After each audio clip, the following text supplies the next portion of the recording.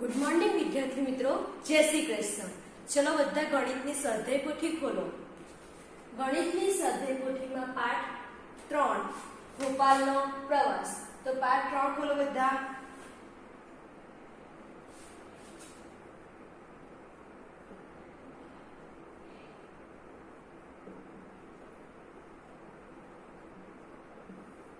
भोपालनो प्रवास छे पाठ 3 खोलो। चलो बधा અને પેજ નંબર છે 35। ચલો હવે પ્રશ્ન 1 જોઈએ। એક શાળાના બાળકો બસમાં અમદાવાદથી આબુ પ્રવાસે જવા નીકળ્યા છે।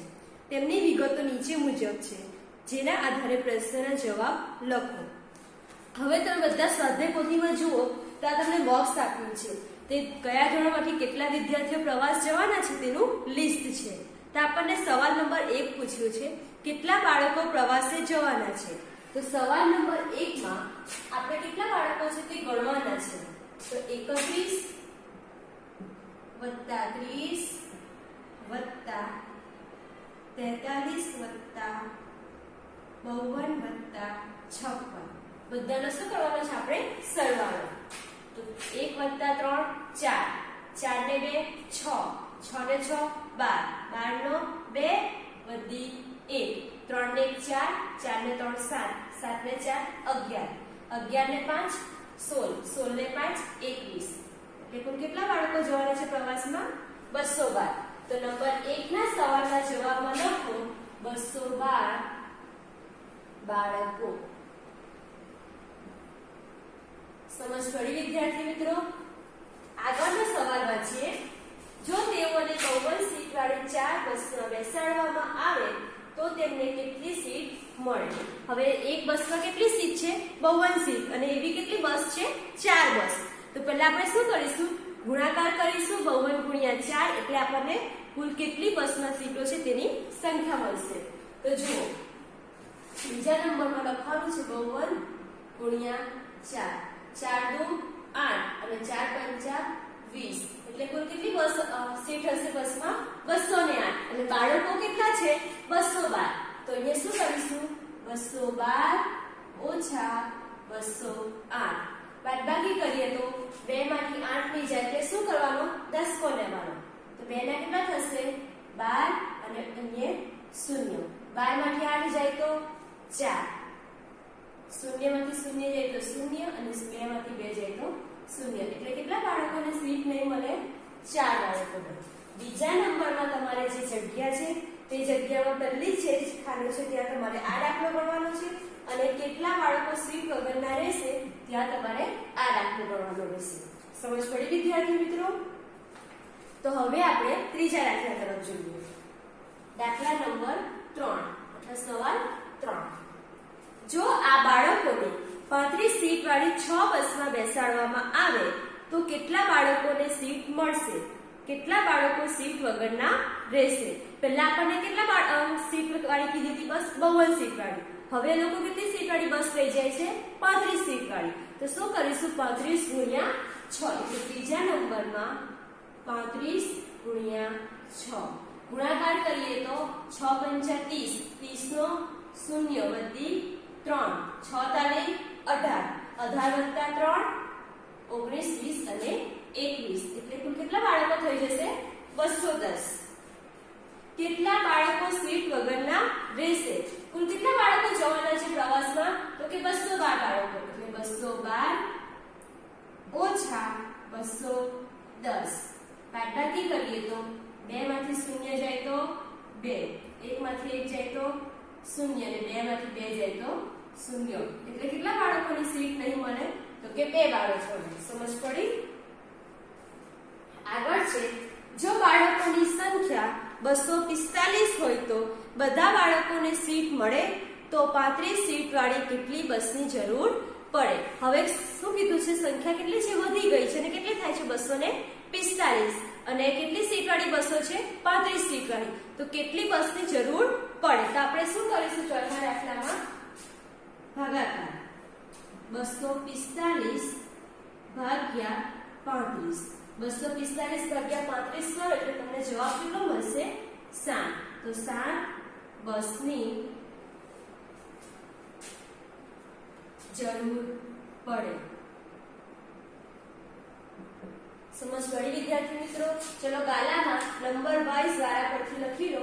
બીજા સવાલમાં તમને બે સવાલ છે તો પહેલામાં આ આવશે અને પછી આવશે. ત્રીજા દાખલા બંને દાખલા ગણવાના છે. ચોથામાં તમારે ફક્ત આવી રીતે લખવાનું રહેશે.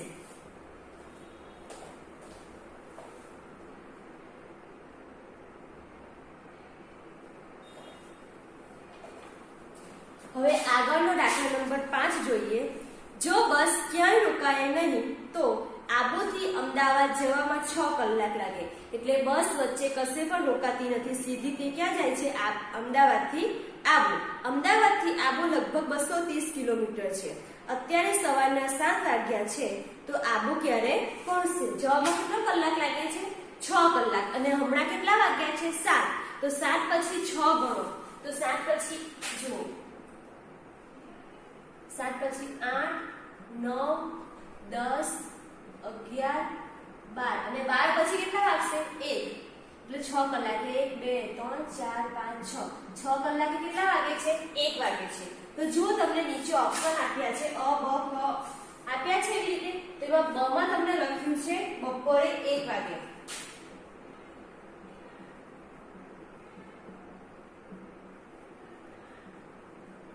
તો અહીંયા તમારે શું કરવાની છે? ખરાની ટીક કરવાની રહેશે. હવે નંબર 6 જુઓ.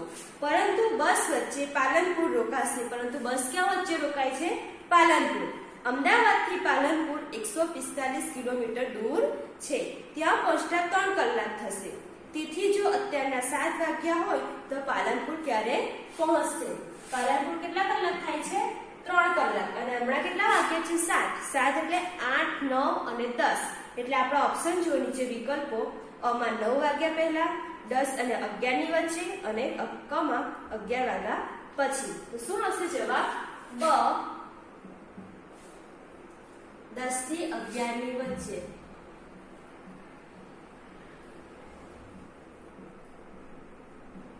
સમજ પડી વિદ્યાર્થી મિત્રો? લખી લો. ચાલો આટલું લખાઈ જાય પછી હવે પાના નંબર 36 પર દાખલા નંબર 7. ચલો હવે 7મો દાખલો છે. રસ્તામાં પસાર થતા એક 345 મીટર લાંબો પુલ આવે છે. તેઓ જ્યારે અમદાવાદથી આબુ જાય છે ત્યારે વચ્ચે શું આવે છે? પુલ આવે છે. તેની નીચે નદી વહે છે. તો તે નદી કેટલી મીટર પહોળી હશે? પુલ કેટલો?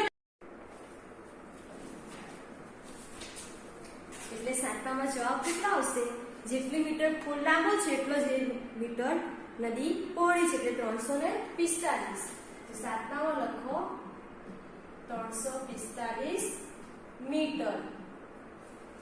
આગળ નંબર 8 જુઓ. ત્યાં જો બસ 5 મીટર લાંબી હોય તથા જો બસ 5 મીટર લાંબી હોય આ પુલ ઉપર એકની પાછળ એક એવી કેટલી બસ ઊભી રહી શકે? એટલે કે એક બસ કેટલી મીટર લાંબી છે? 5 મીટર. અને પુલ કેટલો લાંબો છે? 345. તો આપણે શું કરીશું? ભાગાકાર. એટલે 345 ભાગ્યા 5. 5 ના ઘડિયામાં 34 ની નજીકની સંખ્યા કઈ આવે? કેમ 34 છે? કારણ કે એક સંખ્યાને તો ભાગાકાર થશે નહીં. એટલે 5 ના ઘડિયામાં 34 ની નજીક. 5 6 30. 4 માંથી 0 જાય તો 4, 3 માંથી 3 જાય તો 0. ઉપરથી કેટલા ઉતારવાના? 5. 5 ના ઘડિયામાં 45 ક્યારે આવે છે? તો 5 9 45. બાદબાકી કરીએ તો 0 0. એટલે કેટલી બસો હશે? 69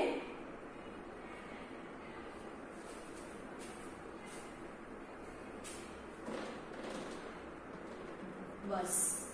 હવે દાખલા નંબર 9 જોઈએ. દાખલા નંબર 9 માં અ નદીની સપાટી પુલથી 36 મીટર નીચે છે. એટલે નદીની જે સપાટી છે તે પુલથી કેટલા મીટર નીચે છે? 36 મીટર. પરંતુ આ સપાટી ચોમાસામાં પુલથી 17 મીટર જ નીચે હોય છે. તો બંને વખતમાં થઈને નદીની સપાટીનો તફાવત શોધો. તફાવત એટલે શું કરવાનું? બાદબાકી. તો 36 માંથી 17 બાદ કરીએ તો જોયો 36 ઓછા 17. 6 માંથી 7 ની જાય. 6 ના કેટલા કરવાના? 16 અને 3 ના 2. 16 માંથી 7 જાય તો 9, 2 માંથી 1 જાય તો 1, એટલે જવાબ કેટલા આવશે? 19 મીટર. અને અહીં એકમ લખી દઈશું મીટર. એવી રીતે બ માં જો વરસાદ વધુ આવે અને નદીની સપાટી પુલ પરથી 8 જ મીટર નીચી રહે તો તફાવત કેટલો? પહેલા શું કહે છે, જે આપણે ચોમાસું સિવાય બીજી બધી ઋતુની વાત કરી છે. ચોમાસામાં વરસાદ વધારે પડે અને શું થાય છે, નદીની સપાટી જે છે તે પુલથી કેટલા મીટર રહે છે નીચી? 8 જ મીટર. તો આપણે શું કરીશું? 36 ઓછા 8. 36 ઓછા 8. 6 માંથી 8 નહીં જાય તો 6 ના કેટલા કરવાના? 16 અને 3 ના 2. 16 માંથી 8 જાય તો 8 અને 2 થાય. એટલે કેટલો જવાબ આવશે? 28 મીટર. ચલો બધા ગાલા સાપોથીમાં લખી લો અને જ્યાં બે જવાબ છે ત્યાં બે જવાબ જોઈને લખજો, અ અને બ.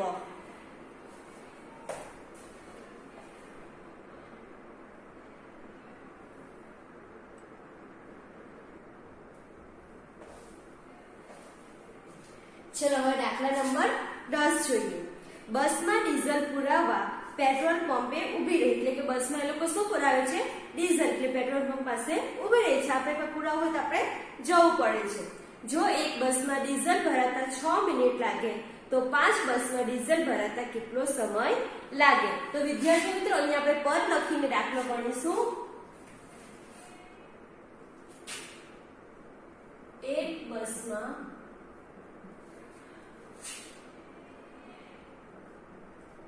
ડીઝલ ભરતા કેટલી મિનિટ થાય છે? એક બસમાં ડીઝલ ભરતા 6 મિનિટ. તો 6 મિનિટ. એવી કેટલી બસ છે? તો એવી 5 બસ છે. તો 5 બસમાં ડીઝલ ભરતા કેટલી મિનિટ લાગે? તો શું કરવું? 5 ગુણ્યા 6. 5 6 કેટલા થશે? 30. એટલે જવાબ આવશે 30 મિનિટ. લખી લો.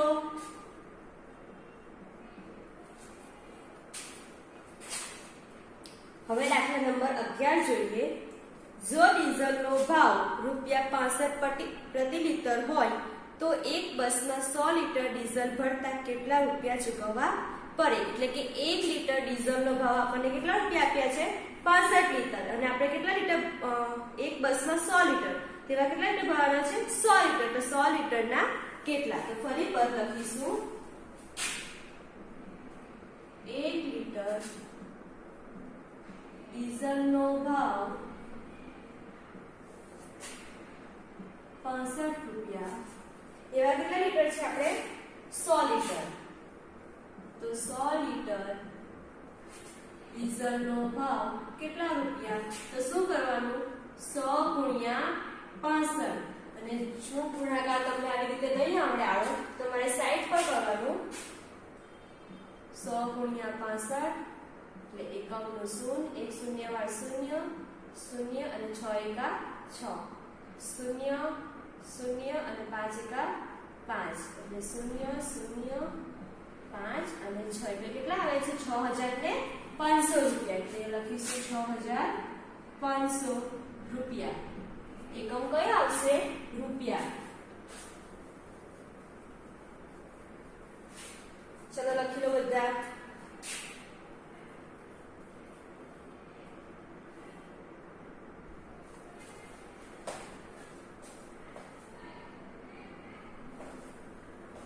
હવે દાખલા નંબર 12 જોઈએ. દાખલા નંબર 12 માં શું કીધું છે? તો બાકીની 4 બસોમાં 50-50 લિટર ભરવાની કુલ કેટલી રકમ ચૂકવવી પડે? એટલે એક બસમાં કેટલા લિટર ભરાવે છે? 50. તો એવી 4 બસમાં, તો એક બસમાં 50 લિટર. તો 4 બસમાં કેટલી? તો શું કરવાનું? 4 ગુણ્યા 50 એટલે કેટલા લિટર થશે? 200 લિટર. 200 લિટર શું કરે છે? પેટ્રોલ ભરાવે છે. અને તેની રકમ એટલે કેટલા રૂપિયા ચૂકવવાના છે તે પણ શોધવાના છે. તો શું કરવાનું? 200 ગુણ્યા 65. તો 200 ગુણ્યા 65 કરીશું તો આપણને જવાબ કેટલો મળશે? 13000. 13,000 પછી એકમ આવશે રૂપિયા. એક બસમાં 50 લીટર તો 4 બસમાં કેટલા? તો 200 લીટર જોઈશે. અને 200 લીટર પેટ્રોલનો ભાવ એટલે કે 1/65 છે, તો 200 લીટર ભરાવાના કેટલા રૂપિયા થશે?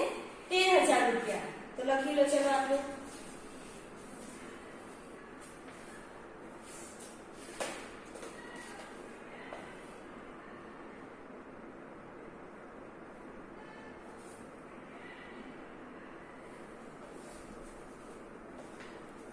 હવે આગળ દાખલા નંબર 13 જોઈએ. બધા 10 વાગે પાલનપુર પહોંચ્યા.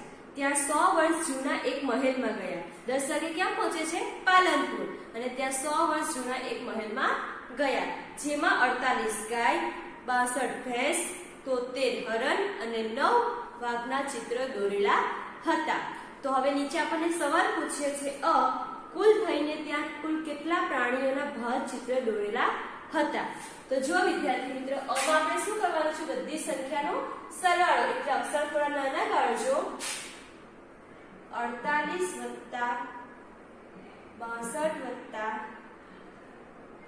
73 + 9 ટોટલ કેટલી વસ્તુઓ જોઈએ છે? ત્યાં 4 વસ્તુઓ.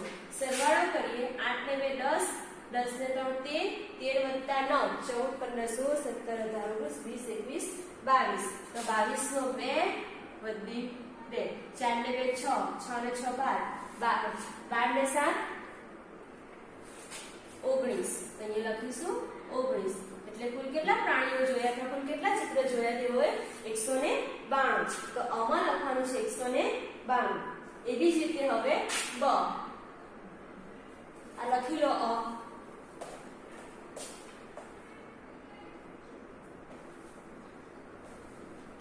ચલો બમાં જોઈએ. શું પ્રાણીઓની સંખ્યા 200 થી વધારે હતી કે ઓછી? કેટલી? પ્રાણીઓની સંખ્યા કેટલી છે?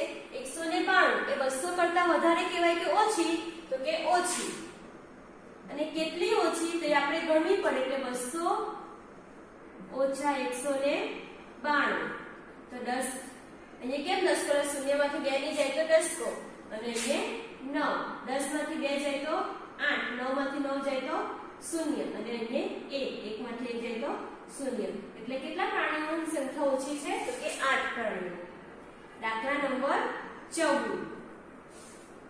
દાખલા નંબર 14 માં કીધું છે આ મહેલમાં 2 કલાક સમય જાય તો અત્યારે કેટલા વાગ્યા હશે? જુઓ હવે સવાલ નંબર 13 માં આપણને કીધું છે કે 10 વાગે તેઓ પાલનપુર પહોંચે છે અને મહેલમાં જુએ છે. એટલે ત્યારે કે લોકો પહોંચ્યા કેટલા વાગે છે? 10 વાગે. અને કેટલો કલાક જાય છે? 2 કલાક. એટલે 10 + 2 એટલે કેટલા વાગ્યા હશે હમણાં? 12. અને લખીશું 12 વાગ્યા હશે. ચલો લખી આપણે બધા.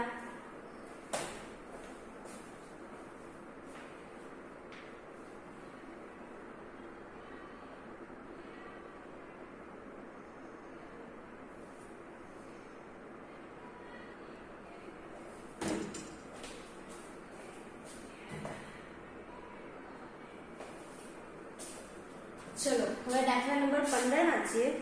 ત્યારબાદ પાલનપુરથી આબુના રસ્તામાં નાસ્તો કરવા માટે બસ ઊભી રાખી. એટલે લોકો શું કરે છે? હવે નાસ્તો કરે છે. દરેક બાળકને 1 સફરજન, 2 કેળા, 3 બિસ્કિટ અને 4 ચોકલેટ આપી. તેમાંથી 42 બાળકોએ બિસ્કિટ લીધા નહીં. તો કુલ કેટલી વસ્તુઓ બાળકોને વહેંચવામાં આવી? તો પહેલા સફરજન કેટલા આપે છે? 1 એટલે 212 ગુણ્યા 1. સફરજન બરાબર 212 સફરજન. પછી શું કીધું છે? 2 કેળા. તો 212 ગુણ્યા 2 કેળા બરાબર 424 કેળા. પછી શું કીધું છે? આપણે બિસ્કિટ પછી લઈશું કારણ કે 42 બાળકો બિસ્કિટ નથી લેતા. 4 ચોકલેટ. તો 212 ગુણ્યા 4 ચોકલેટ. તો 212 ગુણ્યા 4 કેટલા થાય? 4 દુ 8 4 એકા 4 અને 4 દુ 8. તો 848 ચોકલેટ. પછી શું કીધું છે? 42 બાળકો બિસ્કિટ લેતા નથી. તો 212 ઓછા 42 તો 0 1 ના 11 અને 2 ના 1 એટલે 11 માંથી 4 જાય તો 7 અને 1 એટલે 170 બાળકો શું કરે છે બિસ્કિટ લે છે એટલે 170 ગુણ્યા કેટલી બિસ્કિટ છે 3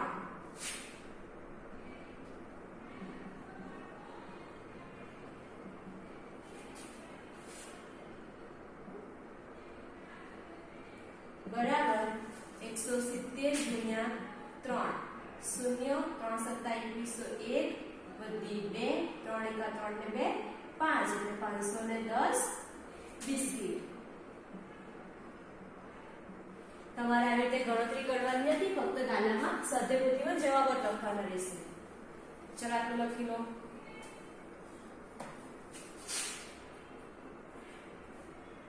દાખલા નંબર 16 નાસ્તો કરતા કરતા બાળકો એકબીજાને ગણિતના કોયડા પૂછવાનું ચાલુ કર્યું તેમાં મેં 5 ચોકલેટ મારા 6 મિત્રોને વહેંચી તો મારી પાસે 3 વધી તો મારી પાસે કુલ કેટલી ચોકલેટ હતી 5 ચોકલેટ કેટલા બાળકોને આપે છે એટલે કેટલા મિત્રોને આપે છે 6 તો એક મિત્રને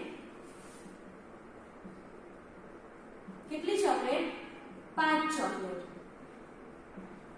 એવા કુલ કેટલા મિત્રો છે ના 6 મિત્રો તો 6 મિત્રોને કેટલી ચોકલેટ તો શું કરવાનું અહીંયા 5 તમારે કેવી રીતે લખવાના અંકમાં એટલે 5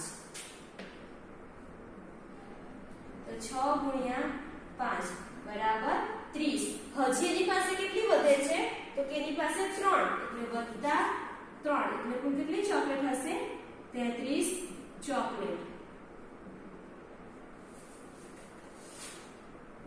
લખી લો